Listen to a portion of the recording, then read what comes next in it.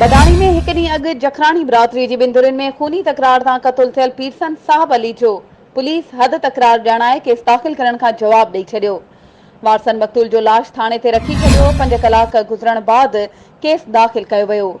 ख़बर मूजिब बदाणी लॻ मियाणी थाणे जी हद कचे वारे इलाइक़े ॻोठ ॼाम अनवार अली चाचड़ में एक ॾींहुं अॻु जखराणी बिरादरी जी ॿिनि धुरियुनि में हलंदड़ पुराणे खूनी तकरार तां हथियारबंदनि हमलो करे गोलियूं हणी 45 साला पीरसन साहब अली खे क़तल करे छॾियो हो। 30 कलाक गुज़रण बावजूद केस दाख़िल न थी सघियो। पुलिस हद तकरार ॼाणाए केस दाख़िल करण खां जवाब ॾेई छॾियो। वारसन मक़तूल जो लाश डाटसन में खणाए मियाणी थाणे ते रखी छॾियो।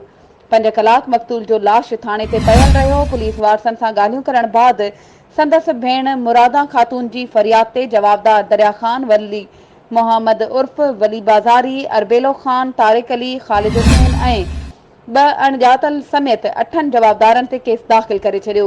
जॾहिं त हिन वक़्त ताईं का बि गिरफ़्तारी अमल में न अची सघी आहे।